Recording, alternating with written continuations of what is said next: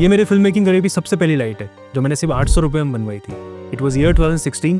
मैंने अपना production house the raw film start किया था और मैं तब जॉब भी किया करता था। तो उससे जो भी सेविंग्स हुई थी उससे मैंने कैमरा खरीदा, तो लेंस खरीदे, एक एनडी फिल्टर खरीदा। उसके बाद मेरी सारी सेविंग्स खत्म हो गई तो मेरे पास लाइट खरीदने के पैसे ही नहीं बचे। तो मैं एक इलेक्ट्रिशियन अंकल को जानता था, लादू राम जी। मैं उनके पास गया, मैंने उनको बोला कि मुझे ऐसा एक पैनल बनाना है जिस पर 5-6 बल्ब लग जाए। तो उन्होंने मुझे ये बना कर दिया। उसके बाद सबसे बड़ा चैलेंज आया कि मैं इसको लगाऊं किस पे, क्योंकि मेरे पास लाइट स्टैंड खरीदने के भी पैसे नहीं थे। अगेन अगर मैं लाइट स्टैंड खरीद भी लेता तो मैं इसको उसके ऊपर फिट कैसे करता। तो मेरे घर के पास एक हार्डवेयर की दुकान थी, मैं उनके पास गया। मैंने इसके ऊपर एक आयरन की प्लेट लगवाई जिसके ऊपर आराम से ट्राइपॉड की रिलीज प्लेट लग जाती थी। तो मेरे लिए आसान हो गया इसको आराम से ट्राइपॉड के ऊपर लगाना। उसके बाद मैं इसकी आराम से हाइट एडजस्ट कर सकता था, मैं इसको टिल्ट अप टिल्ट डाउन कर सकता था। अच्छा, मुझे अगर लाइट कम चाहिए होती तो मैं उसके ऊपर एक ही बल्ब लगाता था। अगर मुझे बहुत ज़्यादा लाइट चाहिए होती तो मैं 5-6 बल्ब लगा लेता था।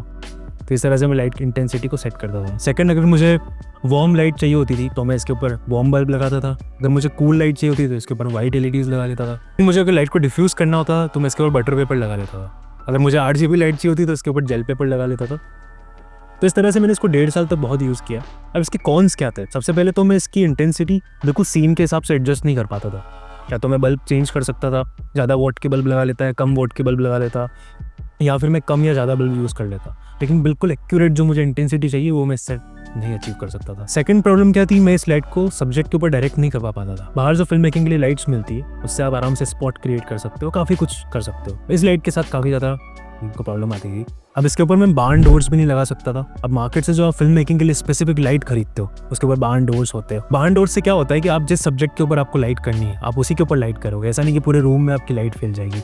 इस लाइट के साथ मुझे काफ़ी दिक्कत आ गई। तो मैंने इसको 1-1.5 साल तो यूज़ किया। मैंने इससे काफ़ी सारी शॉर्ट फिल्म्स बनाई। देखो, ऐसा नहीं है कि फिल्म जो है उसमें लाइटिंग की ज़रूरत होती है। आप बिना लाइट के भी कुछ ऐसे शॉट्स होते हैं जो आप अचीव कर सकते हो। लेकिन लाइट आपकी फिल्म को विजुअली अपीलिंग बनाती है, लाइट्स आपकी फिल्म को सिनेमैटिक बनाती है, इसमें कोई डाउट नहीं है। पर एक ही, अगर आपके पास बजट नहीं है तो आप क्या करोगे?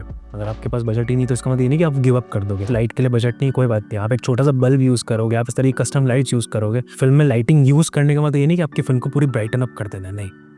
फिल्म में लाइटिंग यूज़ करने का मतलब ये है कि फिल्म में इस तरह से लाइट को यूज़ करना कि ऑडियंस को लगे ही नहीं कि आपने लाइट्स यूज़ की है, फिर भी आपके शॉट्स अपीलिंग लग रहे हैं, आपके शॉट सिनेमैटिक लग रहे हैं। तो आज की वीडियो में हम यही बात करने वाले हैं कि कैसे आप बजट फ्रेंडली तरीके से अपनी फिल्म में सिनेमैटिक लाइटिंग कर सकते हो without making them look like that you are actually using the lights. मैंने बजट फ्रेंडली लाइट्स को 2 पार्ट में डिवाइड किया है। The first one is external lights and the second one is practical lights. External lights में market में कई सारी film lights available होती है जो 3000 से लेकर 3 लाख तक आती है। जितना आपके पास बजट हो उस हिसाब से आप इन्वेस्ट कर सकते हो। मैंने 2017 में 2 LED पैनल्स खरीदे थे। इन LED पैनल्स को मैं आज भी यूज़ करता हूँ, आज भी मेरे पैनल्स ठीक तरह से चल रहे हैं। अब इन LED पैनल्स के साथ फ़ायदा क्या है? सबसे पहले तो ये 3 से 4 हज़ार रुपये में मार्केट में अवेलेबल है। इनके ऊपर रेगुलेटर बटन्स होते हैं जिनसे आप लाइट की इंटेंसिटी कम या ज़्यादा कर सकते हो। उसके अलावा जिस टेम्परेचर पे आपको लाइट चाहिए उस टेम्परेचर पे आप लाइट को आराम से सेट कर सकते हो। लाइट टेम्परेचर क्या होता है इसको इस तरह से समझते हैं। मान लीजिए एक केल्विन वैल्यू है 1000 से लेकर 10,000 तक। जितना 1000 की तरफ जाओगे उतना आपको येलोइश वार्म लाइट देखने को मिलेगी। जितना आप 10,000 की तरफ जाओगे उतना आपको ब्लूइश या कूल लाइट देखने को मिलेगी। तो आप अपने सीन के फील के हिसाब से लाइट का टेम्परेचर सेट कर सकते हो और अपने फिल्म को काफ़ी सिनेमैटिक बना सकते हो। तो मैंने जो LED पैनल्स खरीदे थे वो सिम्पैक्स ब्रांड के थे।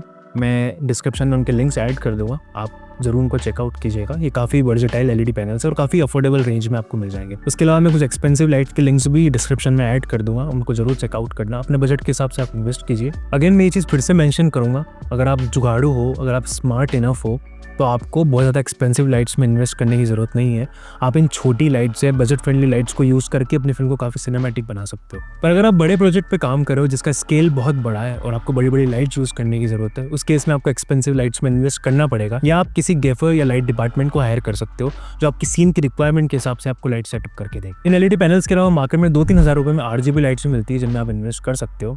मैंने अपने इस सेटअप में 3 RGB लाइट यूज़ की हुई है, जो आप देख रहे होंगे ब्लू लाइट्स आपको नजर आ रही। मैंने अभी एक ब्लू लाइट ऑफ की हुई है, मैं उसको अभी ऑन करता हूँ। तो देखा आपने किस तरह से एक छोटी सी RGB लाइट भी आपके सीन में काफ़ी इंपैक्ट ला सकती है। जैसा मैंने पहले भी मेंशन किया कि ऑडियंस को ये पता नहीं चलना चाहिए कि आप कोई आर्टिफिशियल या एक्सटर्नल लाइट अपनी फिल्म में यूज़ कर रहे हो। तो उनको मैनिपुलेट करने के लिए आप क्या कर सकते हो, अपनी फिल्म में प्रैक्टिकल लाइट्स को यूज़ कर सकते हो। प्रैक्टिकल लाइट जैसे table lamps, bed side lamp, candles या फिर इस तरह की लाइट्स। इस तरह की लाइट बैकग्राउंड में बहुत अच्छा बोके क्रिएट करती है और बहुत सिनेमैटिक लगती है, तो अपने फिल्म में सीन के हिसाब से इसको भी यूज कर सकते हो। आज मैं कई सारी बजट फ्रेंडली एक्सटर्नल लाइट्स और प्रैक्टिकल लाइट्स को यूज करके काफी सारे शॉट्स को सिनेमैटिक बना के आपको दिखाऊंगा। इनिशियली इंडी फिल्म मेकर्स क्या गलती करते हैं, अपने सब्जेक्ट को वॉल के काफी पास बैठा देते हैं और फिर एक लाइट यूज करते हैं, जिससे बैकग्राउंड में बहुत गंदी शेडो क्रिएट होती है और आपका शॉट बहुत डल और बोरिंग सा लगता है। अब इस प्रॉब्लम को एड्रेस कैसे करना है? सबसे पहले तो आपको ऐसी लोकेशन चूज करनी जिसके रूम्स काफी बड़े हो और अपने सब्जेक्ट को वॉल से काफी दूर बैठाना है। इससे बैकग्राउंड में एक अच्छी डेप्थ क्रिएट होगी और आपका शॉट काफी सिनेमैटिक लगेगा। इस शॉट पर सिनेमैटिक बनाने के लिए बैकग्राउंड में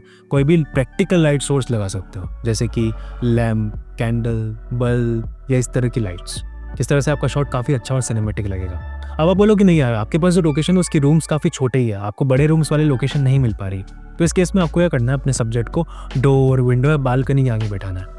अगर आप अपने सब्जेक्ट को डोर या विंडो या बालकनी के पास बैठाते हो तो आप नेचुरल लाइट सोर्स मतलब सनलाइट को भी बहुत अच्छे से यूज करते हो। सनलाइट एक फ्री और नेचुरल लाइट सोर्स है जिसको फिल्म मेकर्स बहुत स्मार्टली अपने फिल्म में यूज करते हैं। तो नेक्स्ट टाइम आप भी अपने सब्जेक्ट को इंडोर में ऐसी जगह बैठाना जहाँ पे सनलाइट बहुत अच्छे से आप अपने फिल्म में यूज कर पाओ। आप एक्सटर्नल लाइट को भी स्मार्टली यूज करके फेक सनलाइट क्रिएट कर सकते हो, जिससे आपका सब्जेक्ट पॉप आउट करेगा और काफी सिनेमैटिक लगेगा। थर्ड, आप बोलो कि नहीं, आपको तो अपने सब्जेक्ट को वॉल के पास ही बैठाना है, तो इस केस में आपको क्या करना है, अपने बोरिंग वॉल को थोड़ा इंटरेस्टिंग बनाना है। इसके लिए आप वॉल के ऊपर कोई फोटोग्राफ या पोस्टर लगा सकते हो। ये पोस्टर या फोटोग्राफ आपके सब्जेक्ट या आपकी फिल्म से रिलेटेड हो सकता है, इससे आपके कैरेक्टर को एक डेफिनेशन मिलेगी। इस शॉट को सिनेमैटिक बनाने के लिए आप अपने सब्जेक्ट के पास कोई भी प्रैक्टिकल लाइट सोर्स रख सकते हो, जैसे कि लैम्प या कैंडल।